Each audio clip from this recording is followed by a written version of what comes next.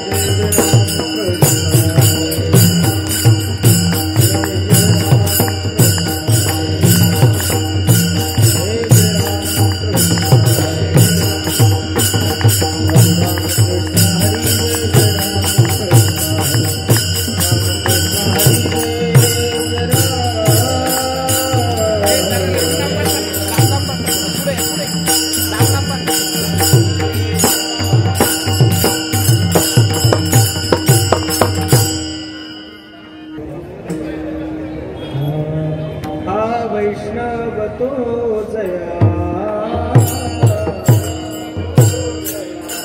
हा वैष्णव तो जया.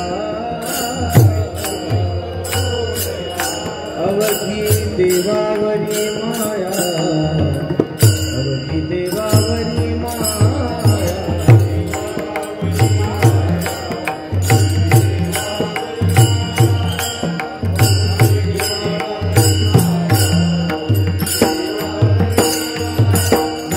अनेक प्रमाण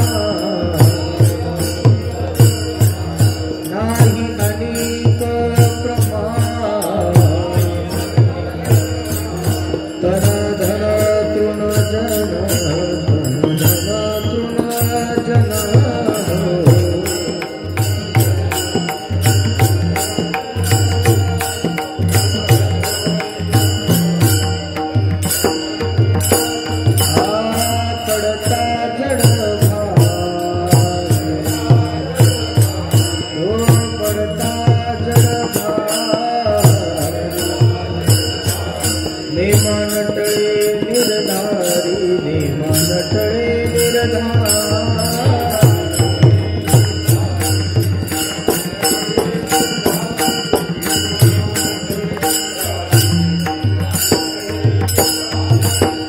तुका मने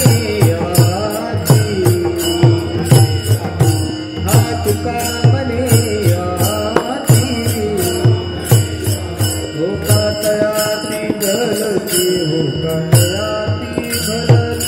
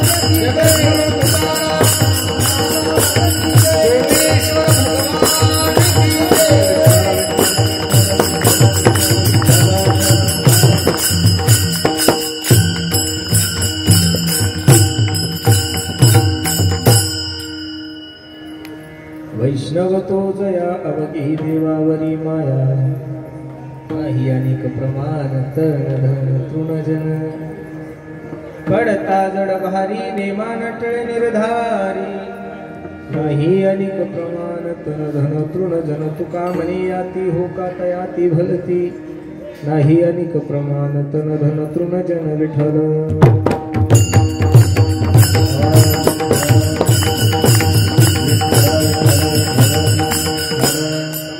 सरोजम सांद्र नीलाबुदाभम जगन निहित पाणी मंडनम मंडनानाम तरुण तुलसी माला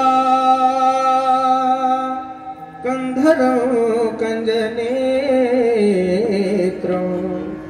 सदैधवलहासं विठ्ठलं चिन्तयामि पांडुरंगा करू प्रथम नमः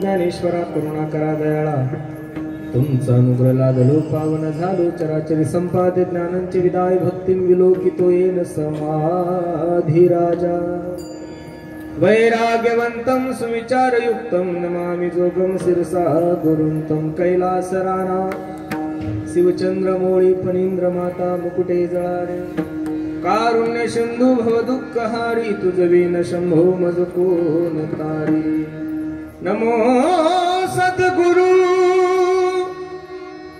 तुकया ज्ञानदीपा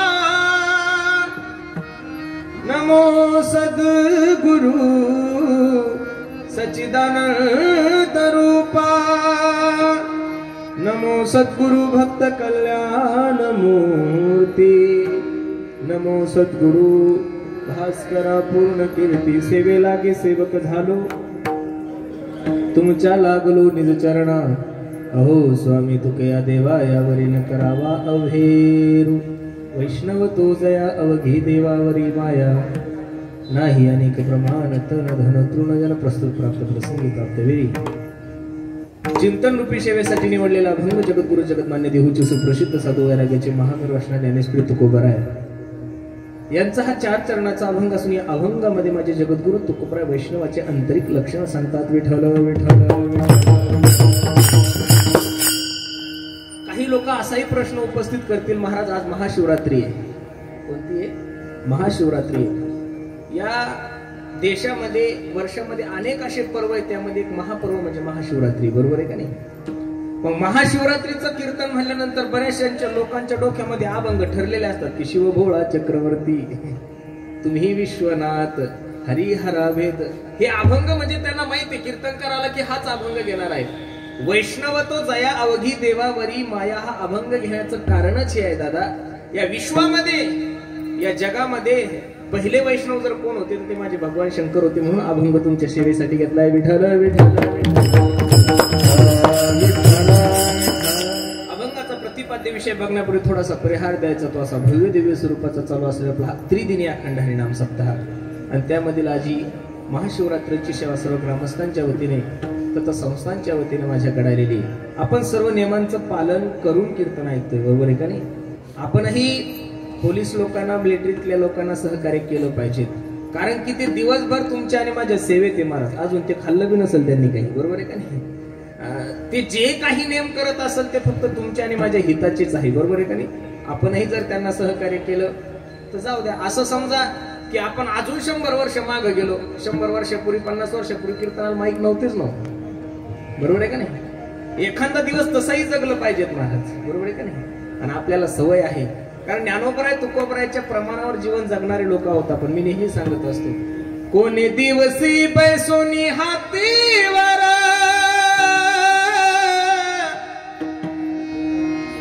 कोणी दिवसी पालकी सुभेदार कोणी दिवसी पायाचा चाकर चालत जावे दादा काही दिवस असा येतो की काही परिस्थितीमध्ये माणसानं समाधान मानलं पाहिजे असं समजून घ्या की असं कीर्तन करावं कमी गर्दीत कीर्तन करावं ही सिद्धेश्वराचीच इच्छा असेल असंही समजून चला ना बरोबर आहे का नाही कारण देवाशिवाय या दुसऱ्या गोष्टी कोणीच नाहीये बरोबर आहे का नाही भगवंताची कृपा आहे भगवंताचं काही महात्म्य की तोडकी मोडकी का होईना सेवा करण्याचा एक तुमच्या आणि माझ्या जीवनामध्ये प्राप्त झालाय विठ्ठल विठ्ठल विठ्ठल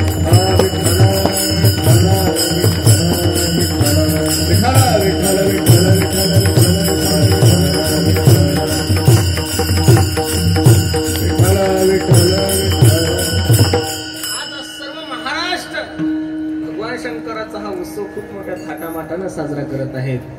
महाशिवरात्री कशी निर्माण झाली आणि ते पारधी गेला आणि ती हरणीची कथा, ही कथा कुठं बहुतांशी ही बरेचशा ठिकाणी ही कथा भाकड कथा मानल्या जाते, त्याच्यामुळे ती कथा मी काही तुमच्या समोर ठेवणार नाही.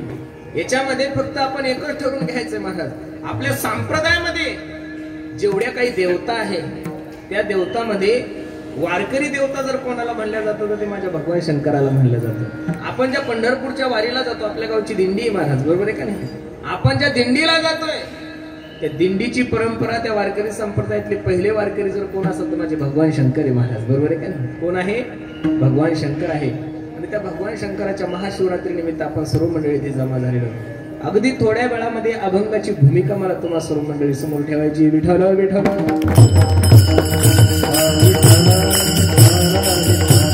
पुंडलिक वरदारी विठ्ठल श्री ज्ञानदेव पंढरीनाथ भगवान की जय. विठ्ठल विठ्ठल विठ्ठल. या अभंगामध्ये जगद्गुरु तुकोबराय सांगतात की परमार्थाची वाटचाल करत असताना त्याला वैष्णव म्हणा की ज्याचं अवघं प्रेम देवावर. लक्ष देऊन कीर्तन आहे का? शास्त्रामध्ये 4 प्रकारचे वैष्णव सांगितलेले. दादा किती प्रकारचे वैष्णव आहे? 4 प्रकारचे वैष्णव. हे 4ही वैष्णव मी तुमच्या समोर ठेवणार आहे. पहिला जो वैष्णव आहे तो अधम वैष्णव आहे. कोणता आहे? अधम. दुसरा जो वैष्णव आहे तो अधम अधम आहे. तिसरा जो आहे तो मध्यम आणि चौथा आहे उत्तम.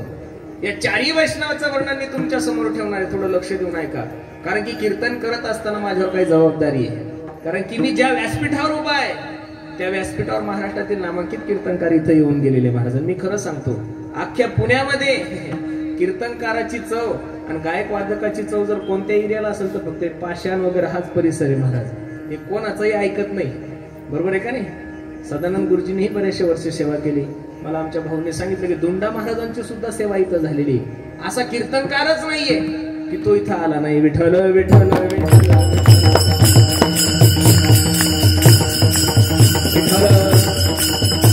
4 प्रकारचे वैष्णव तुमच्या समोर ठेवले. अधम अधम अधम मध्यम आणि चौथा उत्तम. या 4ही वैष्णवाचं वर्णन मी तुमच्या समोर करत असताना पहिला जो वैष्णव आहे तो अधम. त्या अधम वैष्णवाचं वर्णन करत असताना शास्त्रकार सांगतो तो कधीच देवाचं चिंतन करत नाहीये, तो कधीच परमार्थ करत नाहीये. बऱ्याचशा लोकांना महाशिवरात्री म्हणजे काय हे सुद्धा माहित नाहीये महाराज. मला तर कधी कधी वाईट वाटतं. पुण्यात राहणाऱ्या लोकांना शिर्डी माहित आहे, पुण्यात राहणाऱ्या लोकांना नारायणगाव माहिती आहे. नारायणपूर इथं आहे ना एक देवस्थान आहे बालाजीचं, बरोबर आहे काय? पुण्यात राहणाऱ्या लोकांना शिर्डी माहित आहे, पुण्यात राहणाऱ्या लोकांना तिरुपती माहिती आहे, पुण्यात राहणाऱ्या लोकांना नारायणपूर माहिती आहे. पण दुर्भाग्य असं आहे महाराज, काही पुण्यात राहणाऱ्या लोकांना आळंदी माहित नाही. हे संप्रदायाचं सर्वात मोठं गणित आहे. वाईट याचं वाटतंय की 150 वर्षापूर्वीचे साईबाबा सर्व महाराष्ट्राला नव्हे सर्व विश्वाला माहित झाले. 750 वर्षापूर्वीचे असणारे ज्ञानोबा लोकांना अजून का परिचित. याच्या पुढे जाऊन सांगू पुणे द्या सोडून महाराज. आळंदीत काही नास्तिक लोक असे की ते गुरुवारच्या दिवशी इकडे नारायणपूरला दर्शनाला जातात. मी कोणत्या देवतेची विटंबना करतो असं नाहीये. वाईट याचं वाटतं, गुरुवारच्या दिवशी आळंदीहून नारायणपूरला दर्शनाला जातात पण आळंदीत राहून सुद्धा ज्ञानोबराच्या समाधीचं दर्शन घेत नाही. हे जीवनातलं सगळ्यात मोठं महापातक आहे. यदा वेदेषु देवेषु गोषुप्रेषु साधुषु धर्मीमयी विद्वेषु सवा अशु विनश्यति. जो धर्माला मानत नाही, जो वेदाला मानत नाही, जो शास्त्राला मानत नाही त्याला अधम म्हणलेलं आहे. काय म्हणलेलं आहे? अधम. त्याला तुमच्या आणि माझ्या भाषेत नास्तिक म्हणलं तर काही वाव बसवणार नाही. काय नास्तिक? याच्यापेक्षा एक थोडा बरा आहे तो अधम अधम.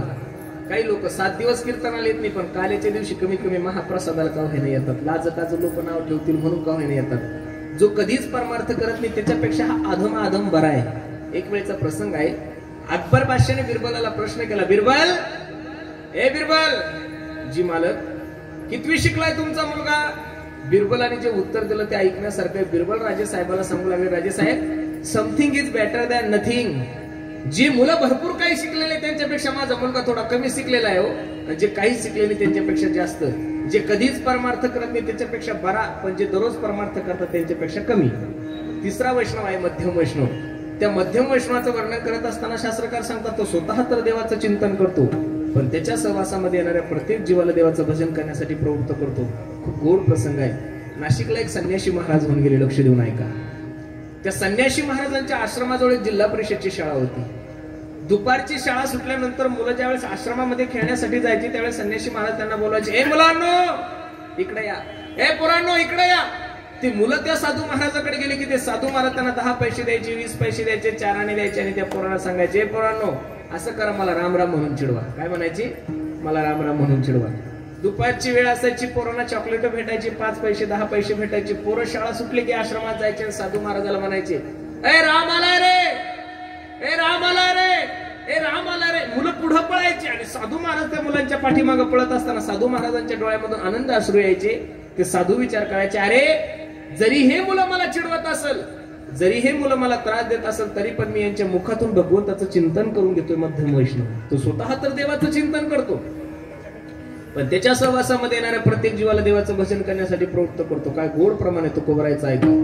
सेवितो हारस वाटितो आनिका, सेवितो हारस वाटितो आनिका, सेवितो हारस वाटितो आनिका, सेवितो हारस वाटितो आनिका, सेवितो हारस वाटितो आनिका.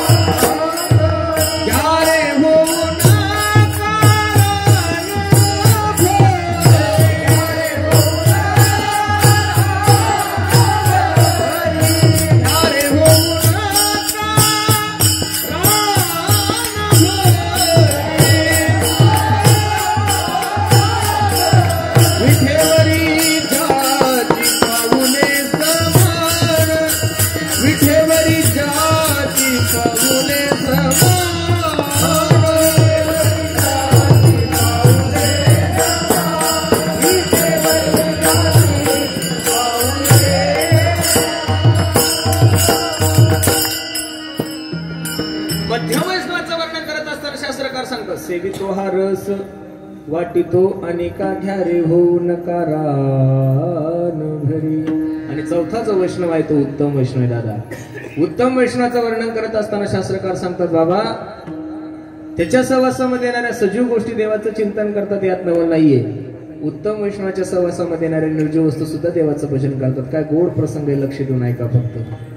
मंगळवेड्याची भिंत कोसळी, जगाच्या मालकाने नामदेवरायला आवाज दिला, नामा. मंगळवेड्याची भिंत कोसळली रे दादा, माझा चोखोबर आहे मरण पावला, जा त्याची अस्थी घेऊन ये. जगाच्या मालकासमोर हात जोडले नामदेवरायांनी आणि सांगितलं, पांडुरंगा असंख्य लोक त्या भीतीखाली दडून मेले, मी चोखोबरायची अस्थी कशी ओळखायची? पांडुरंग परमात्म्याच्या डोळ्याला धारा लागल्या आणि पांडुरंग परमात्म्याने सांगितलं, हे बघ अस्थी उचलायची आणि कानाला लावायची, ज्या अस्थीमधून श्री विठ्ठल ध्वनी येईल ती माझ्या चोखोबरायची अस्थी. कीर्तन लक्ष देऊन ऐका दादा. मेल्यानंतर ज्या लोकांची हाडं विठ्ठल विठ्ठल म्हणत असतील त्या लोकांनी जिवंतपणे किती भजन केलं हे फक्त आपण कीर्तनात ऐकायचं, प्रॅक्टिकली करून बघायचं नाही, कारण ह्या गोष्टी आपल्याकडून शक्य होत नाही. कीर्तनात बसल्या बसल्या आपले तोंड विठ्ठल विठ्ठल म्हणत नाही तर हाडं कधी म्हणतील? बरोबर आहे का नाही? उत्तम वैष्णवाचं वर्णन करत असताना रामायणामध्ये नाथबाबा एक ओवी खर्च करतात. काय गोड ओवी ऐका. निमिषार्थ तुटील वक्षण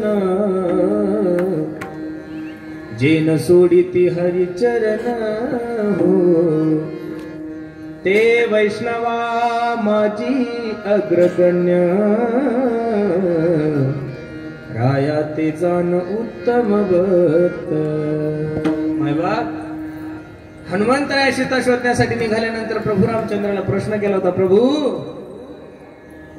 मी ज्या लंकेमध्ये आई साहेबाला शोधण्यासाठी जातोय त्या लंकेमध्ये हजारो रावणाच्या बायका आहेत, अनेक राक्षसांच्या अनेक पत्नी, मी आई साहेबाला ओळखायचं कसं? त्यावेळेस हनुमंताने सांगितलं, हनुमंताला प्रभू रामचंद्र सांगितलं, हनुमंता तुझी सीता आई साहेब ज्या वाटिकेमध्ये असतील तिथले सर्व पशु पक्षी श्रीराम जय राम जय जय राम, श्रीराम जय राम जय जय राम, श्रीराम जय राम जय जय राम. श्रीराम जय राम हे जर भजन आवडतं कोणाचं असं तर माझ्या भगवान शंकराचं होतं. बरं आपण लोक फक्त अंतःकरणामध्ये द्वेष निर्माण करतो. तुकोबाराने तर काही ठिकाणी सांगून ठेवलं, हरिहरा भेद हरी आणि हरा भगवान पांडुरंग परमात्म्यामध्ये, भगवान प्रभू रामचंद्रामध्ये आणि भगवान शंकरामध्ये अजिबात फरक नाहीये. तर लोकांची मानसिकता झाली दादा. ज्यावेळेस पुतना विष पाजण्यासाठी आली भगवान श्रीकृष्णाला, त्यावेळेस डोळे लावून भगवान श्रीकृष्ण कोणाचं चिंतन करत होते? भगवंता, ओ शंकरा, अहो 3 दिवस झाले मी जन्माला येऊन, विष पिण्याचं काम तुमचं आहे, माझं नाही, म्हणून डोळे लावून भगवंताचं भजन केलं. आणि ज्यावेळेस भगवंताला ज्यावेळेस विष पेरण्याची वेळ आली समुद्र मंथनाच्या वेळेस, भगवान शंकराच्या वाटेला काय गेलं? विष. त्यावेळेस विष घेत असताना भगवान शंकर भजन करी महादेव,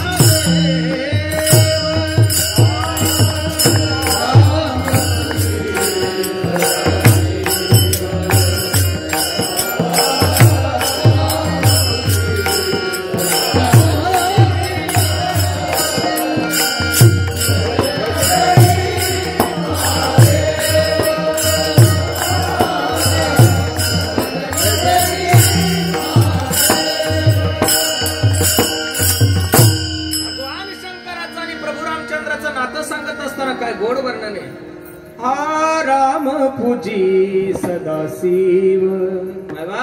समुद्र मंथनाच्या वेळेस ज्यावेळेस विष पिण्याची वेळ भगवान शंकरावर आली, त्यावेळेस भगवान शंकर प्रभू रामचंद्राचं चिंतन करतात. आणि सेतू बांधण्याच्या वेळेस ज्यावेळेस संकट येऊ लागले, त्यावेळेस रामेश्वराची स्थापना, आपण जे 4 धाम आहे त्याच्यामध्ये जे रामेश्वर आहे, त्या रामेश्वराची स्थापना कोणी केलेली? प्रभू रामचंद्राने केलेली. फक्त आपल्या डोक्यामध्ये की आम्ही रामाचे भक्त आहे, आम्ही भगवान शंकराचे नाही, तुम्ही भगवान शंकराचे, आम्ही रामाचे नाही. उत्तम वैष्णवाचं वर्णन करत असताना शास्त्रकार खूप गोड वर्णन करतात. अहो, त्यांच्या सहवासामध्ये येणाऱ्या सजीव गोष्टी देवाचं चिंतन करतात, यात नवल नाहीये.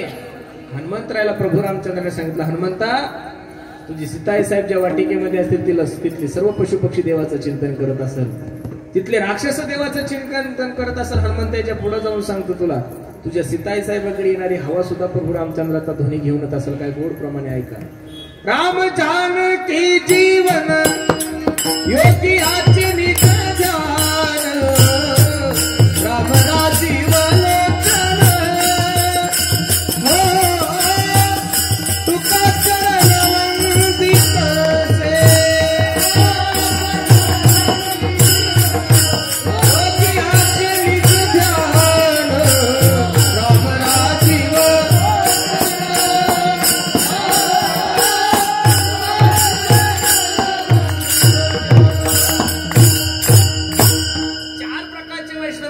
माय बापा समोर ठेवले, अधम अधम अधम मध्यम आणि चौथा उत्तम. वैष्णवाचे 2 लक्षण सांगितलेले दादा शास्त्रामध्ये.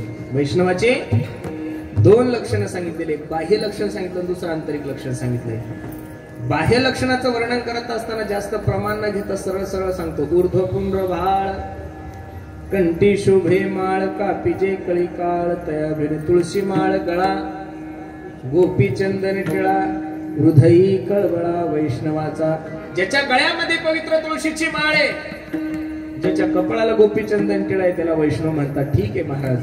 काही साधक माझ्या तुकोबरायकडे गेले आणि तुकोबरायला म्हणू लागले, तुकोबराया, वैष्णवाचे 4 प्रकार सांगितले, वैष्णवाचं एक लक्षण सांगितलं बाह्य, पण त्या वैष्णवाचं आंतरिक लक्षण काय आहे असं ज्यावेळेस तुकोबराय सांगतात, त्यावेळेस तुकोबराय घेतलेल्या अभंगाच्या पहिल्या चरणामध्ये सांगतात,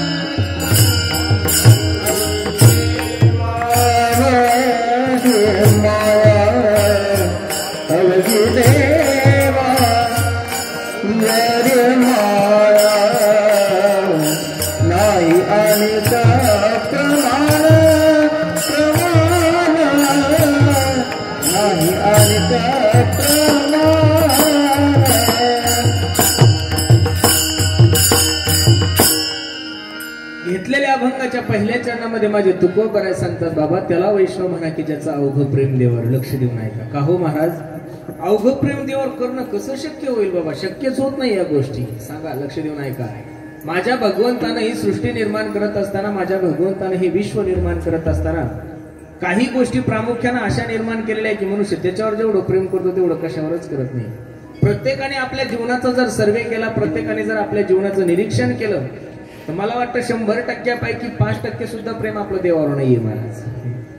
बाकी 95% पॉइंट आपण संसारावरच प्रेम करतो. बसणाऱ्या मंडळीला माझा एक छोटासा प्रश्न आहे, आपण जेवढं प्रेम आपल्या बायकोवर करतो, आपण जेवढं प्रेम आपल्या लेकरा बाळावर करतो, तेवढं निश्चित भगवंतावर करत नाहीये. आणि तुकोबराय तर सांगतात, दादा ज्याचं अवघं प्रेम देवावर आहे त्यालाच वैष्णव म्हणा. लक्ष देऊन ऐका. सुंदर कीर्तन करत असेल, सुंदर भागवत करत असेल, सुंदर पक्वाद वाजवत असेल, सुंदर गायन करत असेल, आणि त्याचं जर प्रेम देवावर नसेल तर काय नाथबाबाची प्रमाणे हो. लक्ष देऊन ऐका. रांडविने जेवी शृंगार पैकेला, शृंगार पैकेला, प्रेमाविन झाला ज्ञानी तेसा, प्रेमाविन झाला ज्ञानी तैसा हो. प्रेम सुख दे, प्रेम सुख दे. एखादी माय माऊली आहे, तिचे पती मरण पावलेले, काय गोड माझ्या नाथबाबाचं वर्णन आहे. रांडविने जेवी शृंगार पैकेला, शृंगार पैकेला. एखाद्या मायमाऊलीचा पती मरण पावलाय, तिने 50,000चा शालू घातलाय अंगावर, हातामध्ये सोन्याच्या बांगड्या घातल्या, गळा भरून सोनं घातलंय, पण शास्त्र सांगतात तिच्या कपाळाला जर कुंकू नसलं तर ते शोभून दिसत नाही महाराज. तसा जगातला कितीही मोठा ज्ञानी असू द्या, जगातला कितीही मोठा वैराग्यवान असू द्या, त्याच्या अंतःकरणामध्ये प्रेम नसल, प्रेमाविन झाला ज्ञानी तैसा हो. म्हणून नाथबाबा सांगतात, प्रेम सुख दे, प्रेम सुख दे, प्रेमाविन नाही समाधान. म्हणून जगद्गुरु तुकोबराय सांगतात, ज्याचं अवघं प्रेम देवावर आहे त्याला वैष्णव म्हणा. पण भगवंताने ही सृष्टी निर्माण करत असताना काही गोष्टी अशा निर्माण केलेल्या आहे की मनुष्य त्याच्यावर जेवढं प्रेम करतो तेवढं कशावरच करत नाही महाराज. ज्या दैवताच्या महाशिवरात्री निमित्त आपण सर्व मंडळी जमा झालोय, मी खरं सांगू का, या विश्वाच्या पाठीवर 33 कोटी देव मानले जातात, पण त्यामध्ये सर्वात भोळं जर दैवत कोणतं असेल तर भगवान शंकर आहे. म्हणजे तुम्ही जसं भोळं समजता तसं भोळं नाही आहे. भोळं या शब्दाचा अर्थ असा आहे की अंतकरणात कोणत्याही प्रकारचा कोणतीच काही, जसं एखादा लहान मुलगा आहे पाप पुण्य अंगी, तसं भोळं आहे महाराज. बरोबर आहे का नाही? भगवान शंकरासारखा भोळा व्यक्ती या विश्वाच्या पाठीवर जन्माला येणं शक्य नाही. किती भोळा आहे हो महाराज. किती जरी भोळा मनुष्य असला, किती जरी भोळा असला, तर मनुष्य एखाद्या वेळेस मोबाईल विसरू शकतो, पैसे विसरू शकतो. पण भगवान शंकर एक अशी भोळी व्यक्ती आहे, भोळेपणात आपली स्वतःची बायको पार्वती सुद्धा रावणाला देऊन टाकली होती. एवढा भोळा तर जगात कोणीच नसेल महाराज. बरोबर आहे का नाही? आपण भोळे पण संधी साधू भोळे. आपला भोळेपणा दुसऱ्याचा वाटोळ होण्यासाठी असतो, पण देवाचा भोळेपणा जो आहे, साधूचा जो भोळेपणा आहे, तो निश्चित धर्माच्या कार्यासाठी. विठ्ठल विठ्ठल विठ्ठल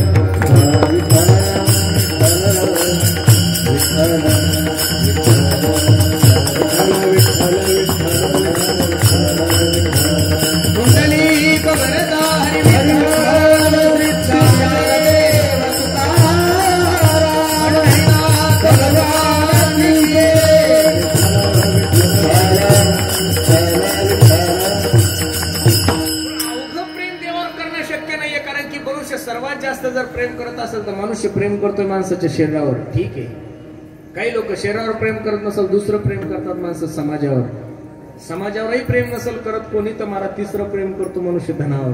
या तीन गोष्टीवर जेवढं प्रेम करतो तेवढं कशावरच करत नाही. आजची जर परिस्थिती आपण पाहिली तर मी 10-15 वर्षापूर्वी या सोमेश्वरवाडीत एकदा आलो होतो. मला वारीच्या वेळेस, वारी संपली की इथं एक दिवसाचा जेवणाचा शेवटचा समारोपाचा कार्यक्रम राहायचा. विनेकरी ज्यावेळेस आले त्यावेळेस 1-2 वेळेस आलेलो आहे.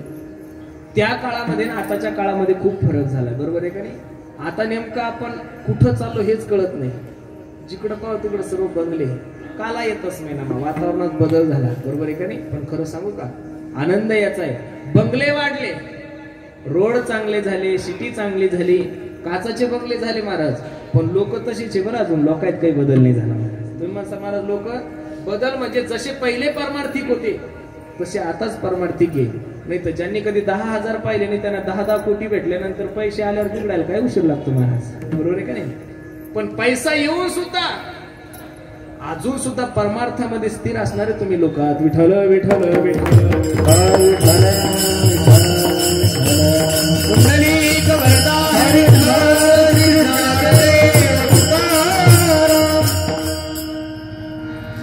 समाजावर माणूस एवढं प्रेम करतो. आज अब्जावधी रुपयाची प्रॉपर्टी काही लोकांकडे, एवढा पैसा आहे की 15-15 पिढ्या बसून खातील. पण पैशानं लोकांना समाधान नाही. लोक पॉलिटिक्स मध्ये येतात. त्याचं कारण सांगू का तुम्हाला? लोकांना असं वाटतं लोकांनी मला मानलं पाहिजे, लोकांनी माझे बॅनर लावले पाहिजे. खरं सांगू, पैशानं जर समाधान असतं तर पैशावाले लोक राजकारणामध्ये आलेच नसते. त्या राजकीय पुढाऱ्यांचा विषय सोडून आमच्यासारख्या कीर्तनकारा जर समोर बसायला समाज नसेल तर आम्हाला सुद्धा कीर्तनकारा वाटत नाही. ही मानसिकता आहे महाराज. बरोबर आहे का नाही? लोक गायन म्हणल्यानंतर सुरदासजीच का नाव घेतात? आता महाराष्ट्रात का थोडे गायक आहे का? दगड उचलला की गायक आहे, दगड उचलला की वादक आहे. मग सगळ्यांच्या डोक्यामध्ये सुरदासजीच काय? सगळ्यांच्या डोक्यामध्ये मीराबाईच काय? सगळ्यांच्या डोक्यामध्ये कीर्तनकारामध्ये नामदेवरायच काय? याचं कारण असं महाराज, सुरदासजी भजन करत होते देवासाठी ना आम्ही भजन करतो लोकांसाठी. हा प्रश्न आहे. बरोबर आहे का नाही? सूर अनेक फिरे कन मागत, पै पद सूर सुस्वाद कहा, पुनिताल मदिरा बजाती फिरे, मीरा मतवारी सी चाह कहा, नरसिंह बसे प्रति खंबन में, पर काढ़न को प्रहलाद कहा, पर काढ़न को प्रहलाद कहा. हजारों गाणे गाणारे लोक आहेत. कीर्तनामध्ये गाणारे, भागवतामध्ये गाणारे, पिक्चर मध्ये गाणारे, तमाशामध्ये गाणारे, संगीत भजन करणारे लोक. पण सुरदासजी जसं गात होते तसं गात नाही. कारण सुरदासजी देवाला आवडावं तसं गात होते. आपण समाजाने आपल्याला मानावं म्हणून आपण गातोय महाराज. लक्ष देऊ नाही का? माणूस समाजावर जेवढं प्रेम करतो तेवढं कशावरच करत नाही. दुसरं प्रेम करतो मनुष्य पैशावर. धनवंता लागी सर्व मान्यता आहे. मी तर नेहमी सांगत असतो, ज्याच्या जीवनात अर्थ नाही त्याच्या जीवनाला अर्थच नाही. आपण बरोबर आहे का नाही? पैसा नसला की साधं लोक जे हरी सुद्धा घालत नाही हो. आणि संप्रदायाची तर मानसिकता अशी झालेली आहे की ज्या महाराजाचं सर्वात मोठं पाकिट तो सगळ्यात मोठा बाबा, ही करून ठेवलेली आपण मानसिकता. मला तो वाईट वाटतं महाराज. कीर्तनकार कोणीही असू द्या, 50,000 घेणारा सुद्धा परमार्थच सांगणार आहे आणि रुपये घेणारा सुद्धा काय सांगणार आहे, परमार्थच सांगणार आहे. याच्या उलट सांगू का, जो जास्त घेणार आहे त्याच्यापेक्षा कमी घेणार त्याच्यापेक्षा जास्त सांगणार आहे विठ्ठल विठ्ठल.